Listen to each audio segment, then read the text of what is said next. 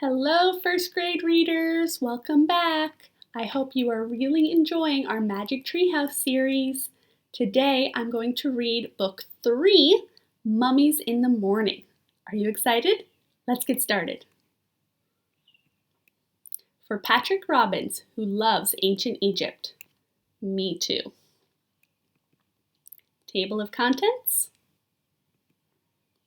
There's the treehouse. Chapter 1. Meow. It's still here, said Jack. It looks empty, said Annie. Jack and his 7-year-old sister gazed up at a very tall oak tree. At the top of the tree was a treehouse. Late morning sunlight lit the woods. It was almost time for lunch. Shh, said Jack. What was that noise? What noise? I heard a noise, Jack said. He looked around. It sounded like someone coughing. I didn't hear anything, said Annie. Come on, let's go up. She grabbed onto the rope ladder and started climbing. Jack tiptoed over to a clump of bushes. He pushed aside a small branch.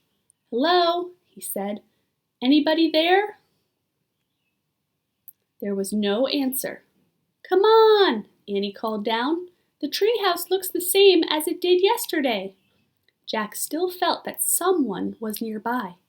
Could it be the person who'd put all the books in the treehouse? Jack! Jack gazed over the top of the bushes. Was the mysterious person watching him now? The person whose name began with M? Maybe M wanted the gold medallion back, the one Jack had found on their dinosaur adventure. Maybe M wanted the leather bookmark back, the one from the castle book. There was an M on the medallion and an M on the bookmark. But what did M stand for? Tomorrow I'll bring everything back, Jack said loudly. A breeze swept through the woods. The leaves rattled. Come on, called Annie. Jack went back to the big oak tree. He grabbed onto the rope ladder and climbed up. At the top, he crawled through a hole in the wooden floor. He tossed down his backpack and pushed his glasses into place. Which book is it going to be today? Said Annie. She was looking at the books scattered around the treehouse. Annie picked up the book about castles. Hey, this isn't wet anymore, she said. Let me see. Jack took the book from her. He was amazed. It looked fine. Yesterday it had gotten soaked in a castle moat. The castle book had taken Jack and Annie back to the time of knights. Jack silently thanked the mysterious knight who had rescued them. Watch out, warned Annie. She waved the dinosaur book in Jack's face. Put that away, said Jack. The day before yesterday, the dinosaur book had taken them to the time of dinosaurs. Jack silently thanked the pterodon who had saved him from a Tyrannosaurus Rex. Annie put the dinosaur book back with the other books. Then she gasped. Wow, she whispered. Look at this. She held up a book about ancient Egypt. Jack caught his breath. He took the book from her. A green silk bookmark stuck out of it. Jack turned to the page with the bookmark. There was a picture of a pyramid. Going toward the pyramid was a long parade. 4 huge cows with horns were pulling a sled. On the sled was a long gold box. Many Egyptians were walking behind the sled. At the end of the parade was a sleek black cat. Let's go there, whispered Annie. Now. Wait, said Jack. He wanted to study the book a bit more. Pyramids, Jack, said Annie. You love pyramids. It was true. Pyramids were high on his list of favorite things. After knights, but before dinosaurs. Way before dinosaurs. He didn't have to worry about being eaten by a pyramid. Okay, he said, but hold the Pennsylvania book in case we want to come right back here. Annie found the book with the picture of their hometown in it, Frog Creek, Pennsylvania. Then Jack pointed to the pyramid picture in the Egypt book. He cleared his throat and said, I wish we could go to this place. Meow, What was that? Jack looked out the treehouse window. A black cat was perched on a branch, right outside the window. The cat was staring at Jack and Annie. It was the strangest cat Jack had ever seen. He was very sleek and dark, with bright yellow eyes and a wide gold collar. "It's the cat in the Egypt book," whispered Annie. Just then the wind started to blow. The leaves began to shake. "Here we go!" cried Annie. The wind whistled louder. The leaves shook harder. Jack closed his eyes as the treehouse started to spin. It spun faster and faster and faster. Suddenly, everything was still. Absolutely still. Not a sound. Not a whisper. Jack opened his eyes. Hot, bright sunlight nearly blinded him. Meow. Chapter 2. Oh man, mummies. Jack and Annie looked out the window. The treehouse was perched on the top of a palm tree.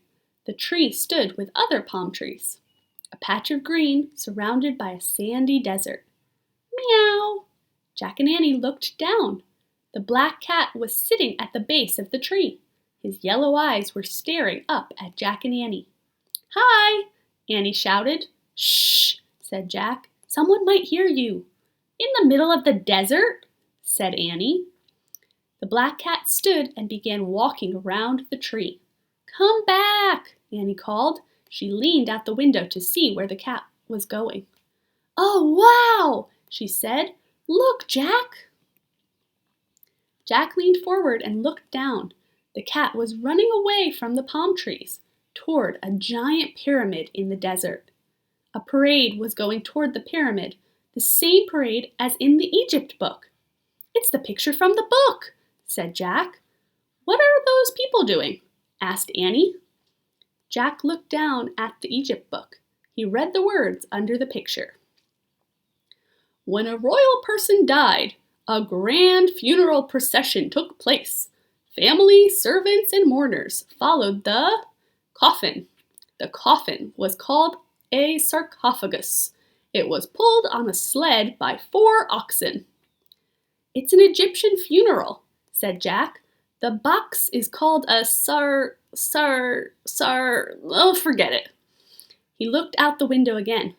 Oxen, sled, Egyptians, black cat, all were moving in a slow, dreamy way. "I'd better make some notes about this," said Jack. He reached into his backpack and pulled out his notebook. Jack always kept notes. "Wait," said Jack, and he wrote, "Coffin called sarcophagus." "We'd better hurry," said Annie, "if we want to see the mummy." She started down the rope ladder. Jack looked up from his notebook. "Mummy?"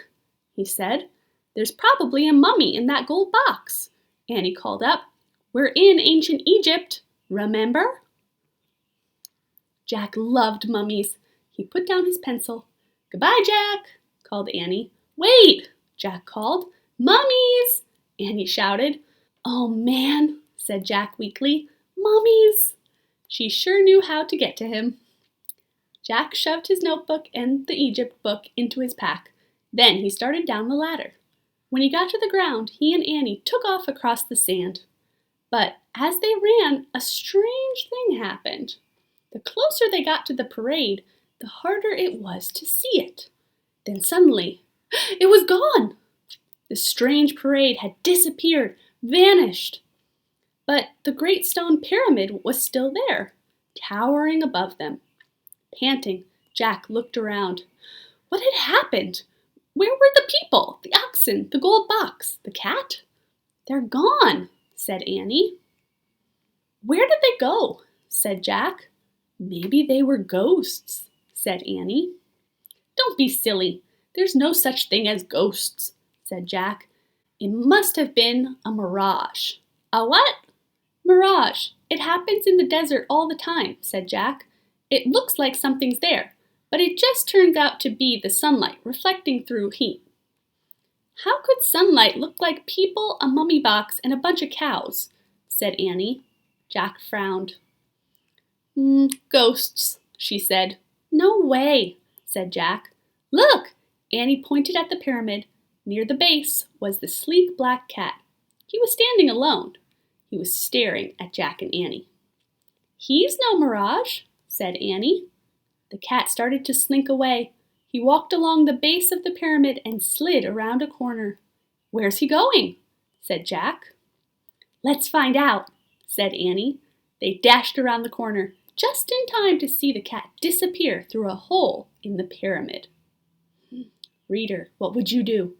Would you follow the cat into the pyramid? Chapter 3. It's alive! Where did he go? Said Jack. He and Annie peeked through the hole. They saw a long hallway. Burning torches lit the walls.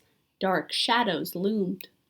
Let's go in, said Annie. Wait, said Jack. He pulled out the Egypt book and turned to the section on pyramids. He read the caption aloud. Pyramids were sometimes called houses of the dead. They were nearly all solid stone, except for the burial chambers deep inside. Wow, let's go there, to the burial chambers, said Annie. I bet a mummy's there. Jack took a deep breath. Then he stepped out of the hot, bright sunlight into the cool, dark pyramid. The hallway was silent. Floor, ceilings, walls, everything was stone. The floor slanted up from where they stood.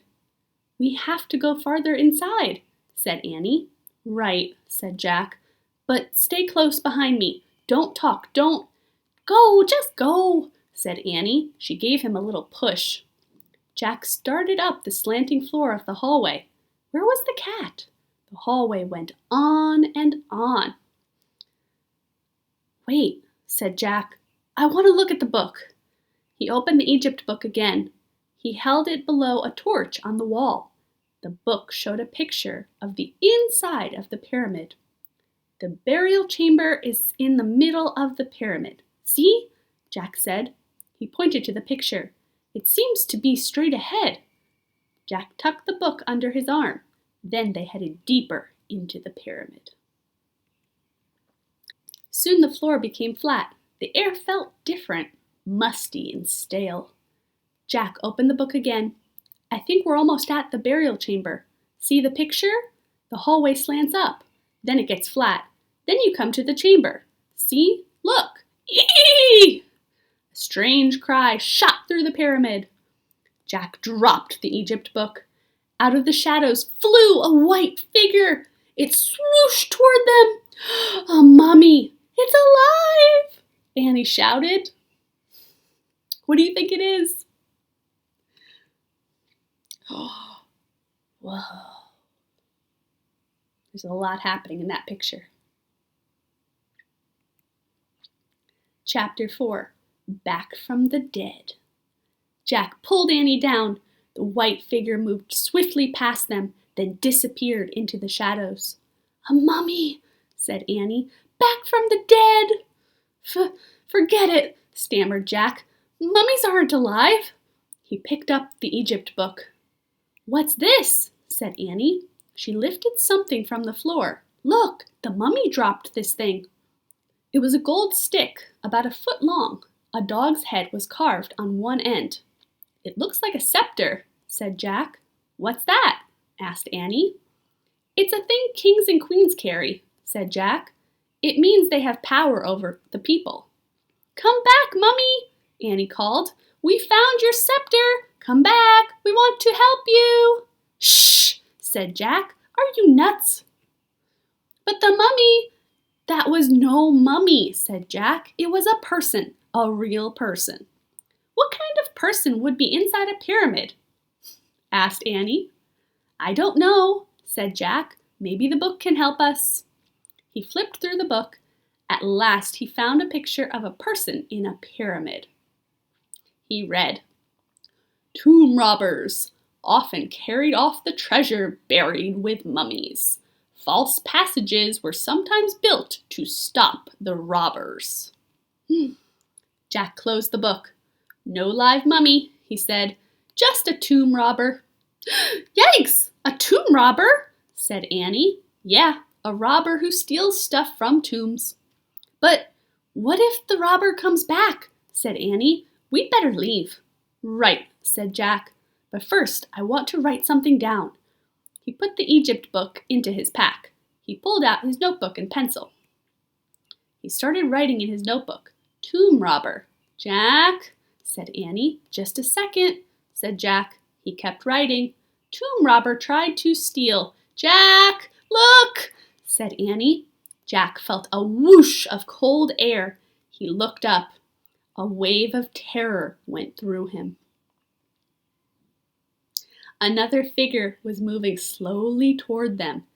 It wasn't a tomb robber. No, it was a lady, a beautiful Egyptian lady. She wore flowers in her black hair. Her long white dress had many tiny pleats. Her gold jewelry glittered. Here, Jack, Annie whispered. Give her this. She handed him the gold scepter. The lady stopped in front of them. Jack held out the scepter. His hand was trembling. He gasped. The scepter passed right through the lady's hand. She was made of air. Whoa. Reader, what do you think is happening? Who is she? How can the scepter pass right through her hand? Chapter 5. The Ghost Queen. A ghost, Annie whispered, but Jack could only stare in horror. The ghost began to speak. She spoke in a hollow, echoing voice. I am Hutipi, she said, Queen of the Nile. Is it true that you have come to help me? Yes, said Annie. Jack still couldn't speak. For 1,000 years, said the Ghost Queen, I have waited for help. Jack's heart was pounding so hard he thought he might faint. Someone must find my Book of the Dead, she said. I need it to go on to the next life. Why do you need the Book of the Dead? Asked Annie. She didn't sound scared at all. It will tell me the magic spells I need to get through the underworld, said the Ghost Queen. The underworld, said Annie. Before I journey on to the next life, I must pass through the horrors of the underworld. What kinds of horrors? Annie asked. Poisonous snakes, said the Ghost Queen. Lakes of fire, monsters, demons. Oh, Annie stepped closer to Jack. My brother hid the Book of the Dead, so tomb robbers would not steal it, said the Ghost Queen. Then he carved this secret message on the wall, telling me how to find it. She pointed to the wall. Jack was still in shock. He couldn't move. Where? Asked Annie. Here? She squinted at the wall. What do these tiny pictures mean? The Ghost Queen smiled sadly. Alas, my brother forgot my strange problem. I cannot see clearly that which is close to my eyes. I have not been able to read his message for 1,000 years. Oh, that's not a strange problem, said Annie. Jack can't see anything either. That's why he wears glasses. The Ghost Queen stared in wonder at Jack. Jack, lend her your glasses, said Annie. Jack took his glasses off his nose. He held them out to the Ghost Queen. She backed away from him. I fear I cannot wear your glasses, Jack, she said. I am made of air. Oh, I forgot, said Annie. But perhaps you will describe the hieroglyphs on these walls, said the Ghost Queen. Hiero who? Said Annie. Hieroglyphs, said Jack. finally finding his voice.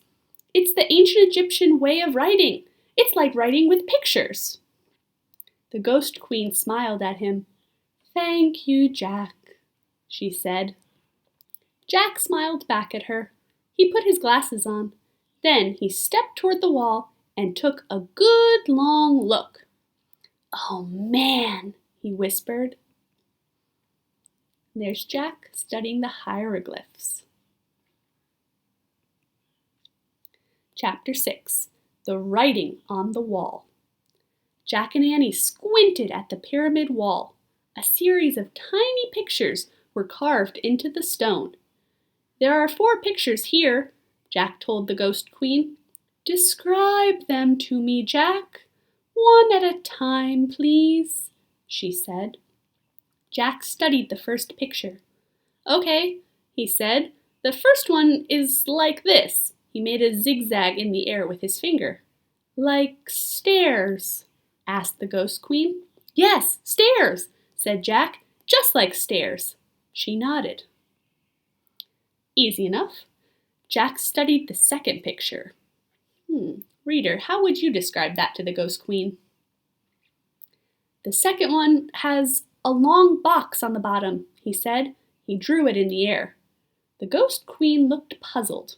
"With 3 things on top, like this," said Annie. She drew squiggly lines in the air. The Ghost Queen still seemed puzzled. "Like a hat?" said Jack. "Hat?" said the Ghost Queen. "No, more like a boat," said Annie. "Boat?" said the Ghost Queen. She got excited. "Boat?"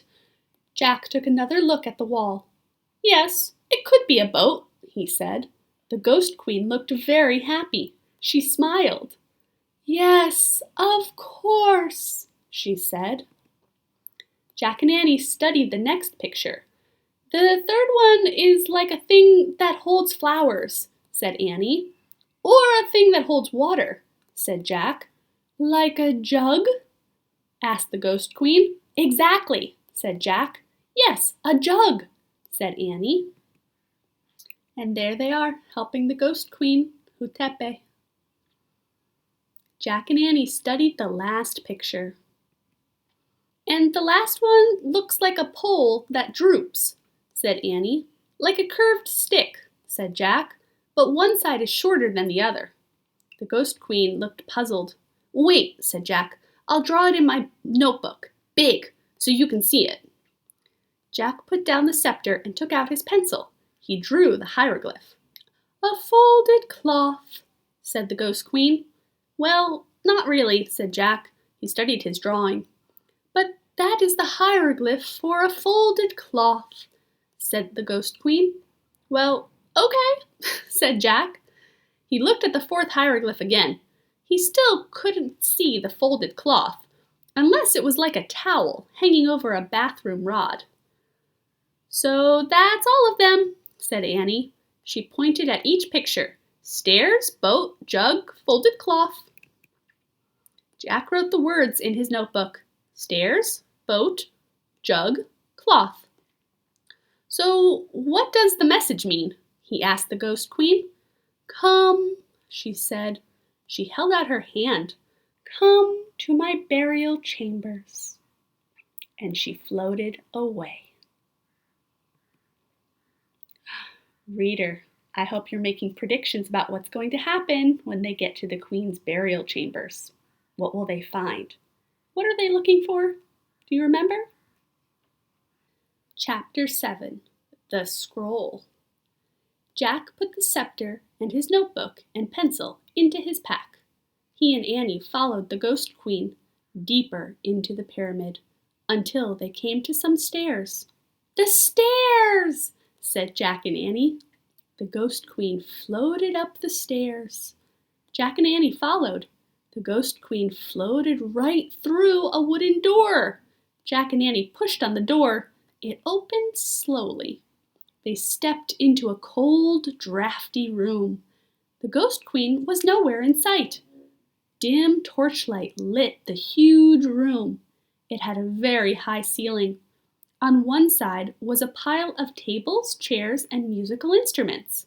On the other side of the room was a small wooden boat. "The boat!" said Jack. "What's it doing inside Queen Hotepe's pyramid?" asked Annie. "Maybe it's supposed to carry her to the next life," said Jack. He and Annie went over to the boat. They looked inside it. The boat was filled with many things: gold plates, painted cups, jeweled goblets, woven blankets, jewelry with blue stones, small wooden figures.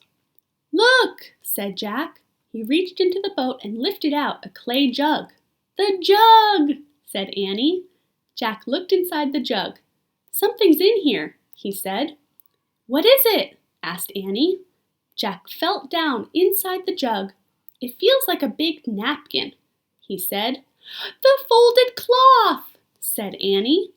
Jack reached into the jug and pulled out the folded cloth. It was wrapped around an ancient-looking scroll.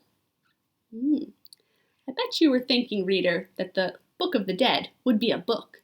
But remember, this is ancient Egypt, before people were making books. Jack slowly unrolled the scroll. It was covered with wonderful hieroglyphs. "The Book of the Dead!" whispered Annie. "We found it! We found her book!" "Oh, man!" Jack traced his finger over the scroll. It felt like very old paper. "Queen Hotepe!" called Annie. "We have it! We found your Book of the Dead!" Silence. "Queen Hotepe!" Then another door on the other side of the chamber creaked open. "In there," said Annie. "Maybe she's in there." Jack's heart was pounding. Cold air was coming through the open doorway. "Come on," said Annie. "Wait." "No," said Annie. "She's waited 1,000 years for her book. Don't make her wait any more." Jack put the ancient scroll into his backpack. Then he and Annie slowly started to cross the drafty room. They came to the open door. Annie went through first. "Hurry, Jack," she said. Jack stepped into the other room. It was nearly bare, except for a long gold box. The box was open. The cover was on the floor. "Queen Hotepe?" called Annie. Silence. "We found it," said Annie. "Your Book of the Dead." There was still no sign of the Ghost Queen. The gold box glowed. Jack could barely breathe. "Let's leave the scroll on the floor and go," he said. "No, I think we have to leave it in there," said Annie. She pointed to the gold box. "No," said Jack. "Don't be afraid," said Annie. "Come on." Annie took Jack by the arm. They walked together across the room to the glowing gold box. They stopped in front of the box and they peered inside. What do you think they're going to see? Chapter 8. The Mummy. A real mummy. Bandages were still wrapped around the bald skull, but most of the bandages had come off the face. It was Hotepe, Queen of the Nile. Her broken teeth were showing, her little wrinkled ears, her squashed nose, her withered flesh, her hollow eye sockets. Plus, the rotting bandages on her body were coming off. You could see bones. "Oh, gross!" cried Annie. "Let's go." "No," said Jack. "It's interesting." "Forget it," said Annie. She started out of the room.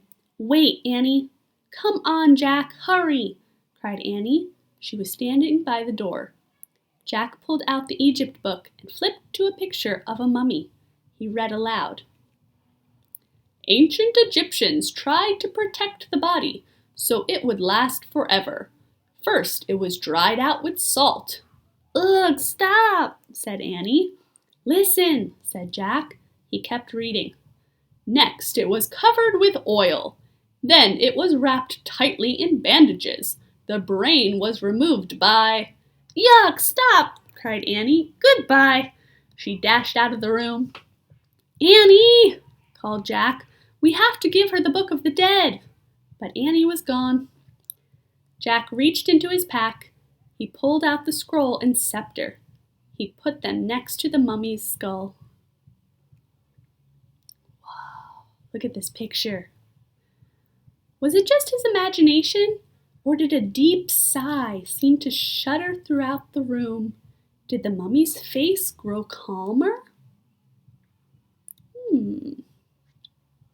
So she finally has the Book of the Dead. Jack held his breath as he backed away, out of the mummy room, out of the boat room, down the stairs. At the bottom of the stairs, he heaved his own sigh, a sigh of relief. He looked down the hallway. It was empty. "Hey, where are you?" he said. No answer. Where in the world was Annie? Jack started down the hallway. "Annie!" he called. Had she run out of the pyramid? Was she already outside? "Annie! Help, Jack!" came a cry. The voice sounded far away. It was Annie! Where was she? "Help, Jack! Annie!" Jack started to run along the shadowy hallway. "Help, Jack!" Her cry seemed fainter. Jack stopped. He was running away from her voice. "Annie!" he called. He went back toward the burial chambers. "Jack!" There, her voice was louder. "Jack!" Even louder. Jack climbed the stairs. He went back into the boat room. He looked around the room, at the furniture, the musical instruments, the boat. Then he saw it. Another door, right next to the door he had just come through. The other door was open. Jack dashed through it. He found himself at the top of some stairs. They were just like the stairs in the other hallway. He went down into the hallway. It was lit by torches on the wall. It was just like the other hallway. Are you making a connection, reader? I hope so. "Annie!" he called. "Jack! Annie! Jack!" She was running through the hallway toward him. She crashed into him. "I was lost!" she cried. "I think this is one of those false passages built to fool the tomb robbers," said Jack. "A false passage?" said Annie, panting. "Yeah, it looks just like the right hallway," said Jack. "We have to go back into the boat room and out the right door." Just then, they heard a creaking noise. Jack and Annie turned around. They looked up the stairs. Then they watched in horror as the door slowly creaked shut. A deep sound rumbled in the distance, and all the torches went out. Reader, I hope you're thinking, "Oh no, Jack and Annie are trapped in a pyramid. The doors have just shut. It's completely made of stone, and there's no light. They didn't bring the flashlight like they did in the castle book. What is going to happen?" Chapter 9. Follow the Leader. It was pitch dark. "What happened?" asked Annie. "I don't know. Something weird," said Jack. "We have to get out of here fast. Push against the door." "Good idea," said Annie in a small voice. They felt their way through the darkness to the top of the stairs. "Don't worry, everything's going to be okay," said Jack. He was trying to stay calm. "Of course," said Annie. They leaned against the wooden door and pushed. It wouldn't budge. They pushed harder. No use. Jack took a deep breath. It was getting harder to breathe and harder to stay calm. "What can we do?" asked Annie. Just rest a moment," said Jack, panting. His heart was pounding as he tried to see through the darkness. "Maybe we should start down the hall," he said. "Maybe we'll eventually come to an exit." He wasn't sure about that, but they had no choice. "Come on," he said. "Feel the wall." Jack felt the stone wall as he climbed slowly down the stairs. Annie followed. Jack started down the dark hallway. It was impossible to see anything, but he kept going, taking one step at a time, moving his hands along the wall. He went around a corner. He went around another corner. He came to some stairs. He went up. There was a door. He pushed against it. Annie pushed too. This door wouldn't budge either. Was this the same door they had started at? It was no use. They were trapped. Annie took his hand in the dark. She squeezed it. They stood together at the top of the stairs, listening to the silence. Meow. Oh, man, Jack whispered. He's back, said Annie. Meow. Follow him, cried Jack. He's going away from us. They started down the dark hallway, following the cat's meow. Hands against the wall, Jack and Annie stumbled through the darkness. Meow. They followed the sound all the way through the winding hallway, down, down, down, around another corner, then another, and another. Finally, they saw a light at the end of the tunnel. They rushed forward, out into the bright sunlight. Yay! Annie shouted, but Jack was thinking. Annie, he said, how did we get out of the false passage? The cat, said Annie. But how could the cat do it? Asked Jack. Magic, said Annie. Jack frowned. But look, said Annie. She pointed. The cat was bounding away over the sand. Thank you, called Annie. Thanks, Jack shouted at the cat. His black tail waved. Then he disappeared in the shimmering waves of heat. Jack looked toward the palm trees. At the top of one sat the treehouse, like a bird's nest. Time to go home, Jack said. He and Annie set off for the palm trees. It was a long, hot walk back. At last, Annie grabbed onto the rope ladder, then Jack. Once they were inside the treehouse, Jack reached for the book about Pennsylvania. Just then he heard a rumbling sound, the same sound they had heard in the pyramid. Look, Annie said, pointing out the window. Jack looked. A boat was beside the pyramid. It was gliding over the sand, like a boat sailing over the sea. Then it faded away into the distance. Was it just a mirage? Or was the Ghost Queen finally on her way to the next life? Home, Jack, whispered Annie. Jack opened the Pennsylvania book. He pointed to the picture of Frog Creek. I wish we could go home, he said. The wind started to blow. The leaves began to shake. The wind blew harder. It whistled louder. The treehouse started to spin. It spun faster and faster. Then everything was still, absolutely silent. Chapter 10. Another Clue. Late morning sunlight shone through the treehouse window. Shadows danced on the walls and ceiling. Jack took a deep breath. He was lying on the floor of the treehouse.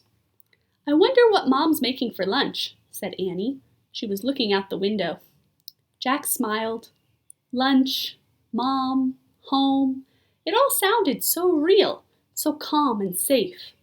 I hope it's peanut butter and jelly sandwiches, he said. He closed his eyes. The wood floor felt cool.